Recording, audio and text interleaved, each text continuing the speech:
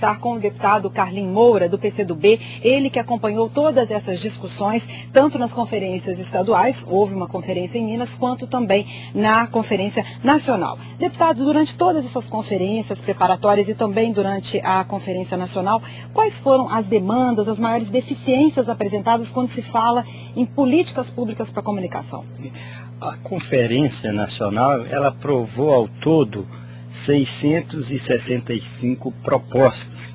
Propostas que vão desde a democratização dos meios de comunicação, valorizando as TVs e rádios comunitárias, as TVs públicas, a valorização do profissional de comunicação com a defesa do diploma para os jornalistas, né? Uma melhor aplicação do FUST, que é o Fundo de Desenvolvimento das Telecomunicações, para garantir banda larga para todo o povo brasileiro. Então são ao todo 665 propostas. A conferência ocorreu há 6 meses em Brasília. E qual o propósito dessa audiência pública que a Casa hoje, a Assembleia, vai realizar? Essa audiência pública, ela replica uma audiência que já ocorreu na semana passada em Brasília, através de um pedido da deputada Heloísa Erondina, junto com todos os movimentos sociais da sociedade civil que estão acompanhando. Qual que é o objetivo? Transcorridos 6 meses da conferência, nós precisamos acompanhar para que dê efetividade a essas propostas, né? Então, por exemplo, das 665 propostas, mais de 200 dependem de uma legislação específica, ou seja, depende de aprovação de projetos de lei, de transformar lei, modificar a legislação. Então a gente precisa saber que pé que estão essas propostas.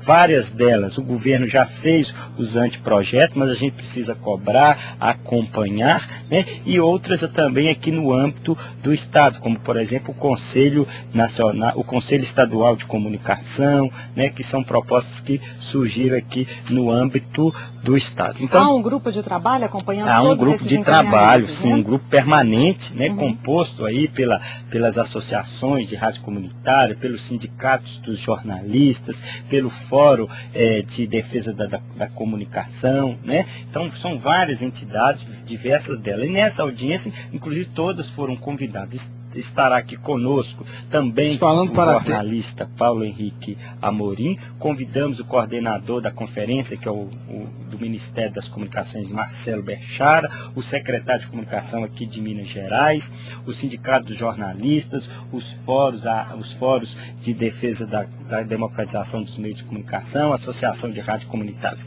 Então o objetivo é também isso, acompanhar aqui quais as providências concretas estão sendo tomadas para que as propostas que foram aprovadas na conferência transformem em realidade e possam essas propostas serem transformadas em leis, em ações concretas e políticas públicas de governo, para que a gente melhore as condições da comunicação do país. Há inclusive uma proposta também, deputado, de criação do Conselho Federal, desse Conselho Nacional de Jornalistas, não é isso? Como é que esse conselho funcionaria na prática, pelo que foi proposto durante a conferência? Pois é, o conselho ele tem como proposta inicial a participação tripartite, governo, sociedade civil e sociedade empresarial.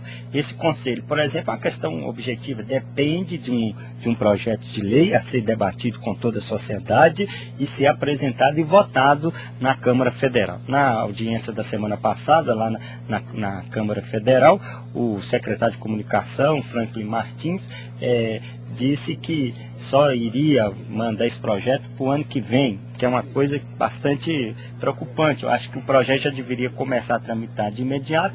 Vai ser um projeto que vai demandar debate, discussão, mas foi uma proposta que foi aprovada por unanimidade lá na Conferência de Comunicação. Bem como a utilização, outra questão importante, o FUST, que é o Fundo de Desenvolvimento das Telecomunicações, que é um fundo financeiro com uma grande quantia de dinheiro que está parado, né? Precisa ser aplicado para garantir o acesso à banda larga, garantir a universalização da banda larga, né? O novo marco regulatório das concessões de rádio e TV, que também dependem, esse marco depende de uma legislação específica. Então, esse é o propósito. O movimento social que teve um papel decisivo para a realização da conferência, tanto a estadual aqui em Minas como a nacional. Ele agora está com o norte, está com a ênfase em acompanhar os desdobramentos disso. Então essa audiência tem como propósito fazer esse acompanhamento. Agora, deputado, também entre as propostas a criação de um código de ética e até uma nova lei de imprensa. Nós estamos falando de uma profissão que é altamente formadora de opinião. Então, o que foi discutido em relação a esse controle? Se deve ser feito esse controle, se não deve ser feito esse controle, até onde vai isso? Como ficaram as discussões em relação a esse papel de formação de opinião? Na verdade, a própria conferência, ela deu muita ênfase.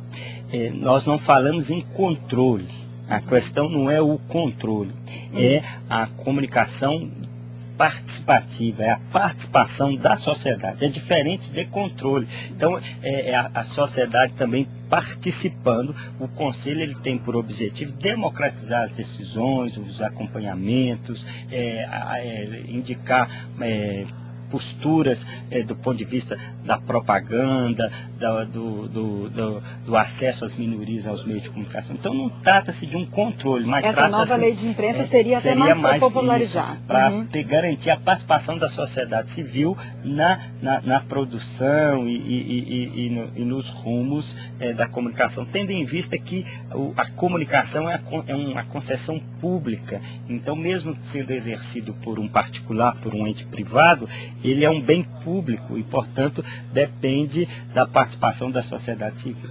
Então, esse é o objetivo da vamos receber aqui também o Paulo Henrique Amorim, que vai estar posteriormente à noite no Sindicato dos Jornalistas para lançar o Centro de Estudos da Mídia Alternativa, Barão de Itararé, que é uma coisa muito interessante, que o Barão de Itararé, que é o jornalista gaúcho Torelli, Aparício Torelli, que morreu em 1971, foi um dos principais marcos da imprensa alternativa no Brasil, foi um militante político, foi vereador do PCdoB em 1946 do Rio de Janeiro e que foi um grande humorista, tinha um programa de rádio muito famoso à época e que fez não só a Câmara dos Vereadores do Rio de Janeiro sorrir, mas fez os trabalhadores, as donas de casa, as lavadeiras rir, fez do humor uma peça fundamental de contestação dos regimes autoritários e tal. Então hoje o Centro de Memória da imprensa alternativa Barão de Itararé, lá na Casa do Jornalista, Sindicato Jornalista, com a presença do jornalista Paulo Henrique Amorim. Deputado, muito obrigada pela entrevista à TV Assembleia. Obrigada. Nós conversamos com o deputado Carlinhos Moura, do PCdoB.